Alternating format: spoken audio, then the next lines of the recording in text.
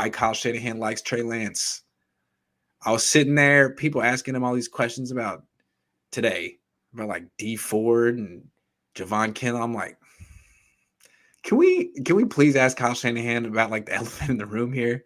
So I brought out a quote he had from 5 years ago when he was talking about 4 years ago, talking about Colin Kaepernick. This was right after they cut him.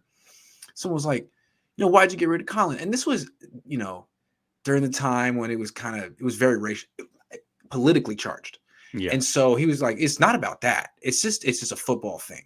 Like he could fit my offense, but we have these other quarterbacks. And if you have two different styles of quarterbacks, you kind of have to have two different styles of offenses. And that means you're not really good at either style of offense. And so it's a football reason that we're not bringing back Colin Kaepernick. Well, yeah, I mean, you could believe that or not. But anyway, that's what he said. And he made everything he said checked out. It was true. Football-wise, it was true. So cut to 4 years later, you drafted a guy who's a lot like Colin Kaepernick. You just set up a situation that you said you shouldn't set up as a coach. What's the deal? And so, like, you're just talking about we got to figure out how to execute better on offense. I was like, you said this 4 years ago. The fact that you're doing this very thing now with Lance, is that maybe a reason that you're not executing so well? And he was not prepared for the question at all. And he was like, no.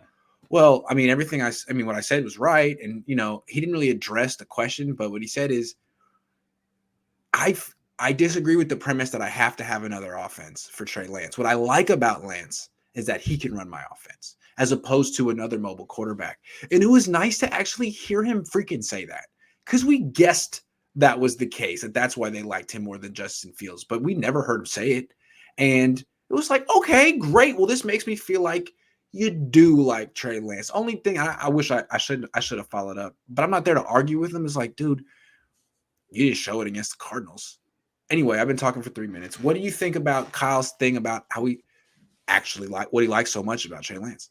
Yeah, I mean, this is exactly why I thought Trey would be the pick early on. And Trey played a lot under center in college. You go look at his highlights. There's a lot of play action, a lot of bootlegs. That's what he was successful at. Yes, he was good in shotgun and all of those other things that you see happen, but they didn't show that. Again, I keep hearing the 49ers say things, and then they do the exact opposite. I hear him say that Trey's not ready, but then you throw him into red zone situations.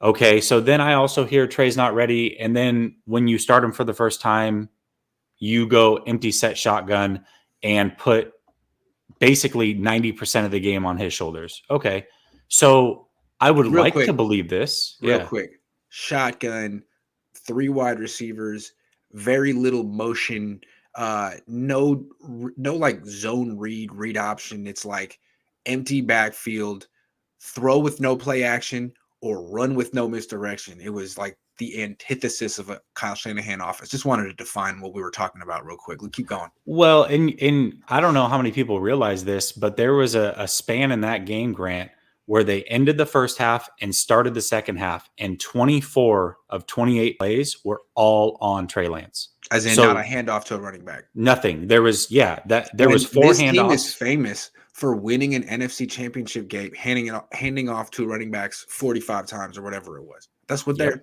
identity is. And all of a sudden, we don't do that anymore. Yeah, absolutely. So you can say these things and it sounds fantastic. In fact, it jives with the reason that you would pick Trey Lance. But when you actually play him, you do none of it. And you already contradicted yourself a couple weeks earlier when you had to insert him against Seattle. You said you weren't ready to call a game for Trey because it is different. So which one is it? Is it different or is it the same? Did you pick Trey because this is what you wanted to do? I don't know, man. I feel like every time he talks, I'm more confused. I messed up as a interviewer. My follow-up should have been, because he followed up by saying you got to stay. Like he ended his answer today saying you have to stay true to your foundation as an offense. I should have said, well, your offense, your game plan against Arizona was not your foundation. What you showed before the bye week was not your foundation. So why did you call it that way for Lance? Why didn't you let him run your offense? And then I should ask the question. He could have said, well, that is my offense. Or, well, we didn't have George Kittle. Or, I don't know. I should ask the question. My bad. Sorry. It doesn't matter. That was the question. It really doesn't matter because you're going to get that is when it's going to be I call it a leadership circle where you dance around the answer, but you never actually give an answer. Yeah, but I should have got his filibuster on the record. Essentially, that was my job. I'll learn from it and get better. My bad. Because I had him. It was a good question. It deserved a good follow-up. It just hit me. Anyway, so, you like him? You like the way that he actually fits your offense? Well, why didn't you do that against the Cardinals? Dude, he was he was basically running like the Kyler Murray offense. Let's just go spread all the time. But even worse, like, let's get the running back out of there. Anytime you run, it's just you with a couple of offensive linemen leading the way, like you're Derrick Henry. Why? What? That's messed up, dude. That's messed up. And that's the thing too, right? Like, so many people were excited and thought Fields was going to be the pick. Like, that was what Twitter was filled with the whole time. That was a Fields offense like that. If you were going to draft a quarterback to run that offense that we saw, that was a Justin Fields style offense. And I don't want to hear that we didn't go under center with him because the first time they go play action, he threw a pick. That wasn't because of him being uncomfortable. It was just he stepped up in the pocket. He had a chance to run. He actually saw a wide open player and just airmailed it. That has nothing to do with being under center and going play action. So you just scrap all of play action because he missed a throw. I mean, he went to the right place. You actually said that yourself. He actually executed it correctly. He just missed. Okay, give him another chance.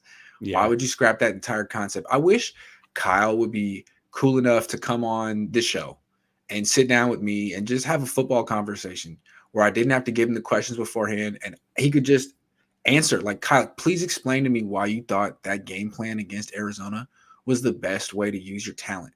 Like, just explain it to me, man, because I'm sure you feel that you were right. Make me understand it. Because I feel like if I challenged Robert Saleh like that when he was here, he would have been up for it. All right, let's do it. I would love to explain why I thought this was the right thing to do. Kyle, just make me understand. You're smart. I don't get it. And when you say stuff like, oh, he fits my offense, he can do this and that, show me. Right. Shout out to Javi, by the way. He came on my show last night for a good hour. Had a lot of fun talking to him. Yeah. Love Javi. All right. Well, he's saying the offense is not evolving. Kyle had to scrap the stuff in 21 like he did for McKinnon, and that's a concern to me. Kyle really hasn't – he's kind of acted like the coach in Waterboy who got his playbook taken from him since he lost that Super Bowl. Like, where is arrogant Kyle? Remember people used to talk about arrogant Kyle? Yeah. Where's that guy? Yeah. He got up there today. I've been talking to my dad a lot about – and my wife a lot about, nonverbal communications ever since we were talking about John Lynch and what he's been doing with he's just so awful. Anyway, Kyle Shanahan, I'm trying to pay attention today. He just came up there and whispered his answers. You notice that? He always looks down. He's always today. He answered his questions as quietly as possible. And it was like, dude, can you please project a little confidence? Like, you sound like someone who's getting a D- in the class and is staying for after. Come on, man.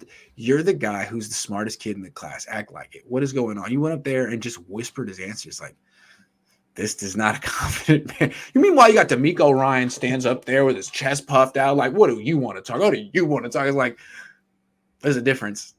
He whispers his answers. He looks down. Yeah, his body language. I mean, there's nothing about him that just shows confidence. So my question is when he's in front of a team, does he all of a sudden flip a switch? I can't imagine he does.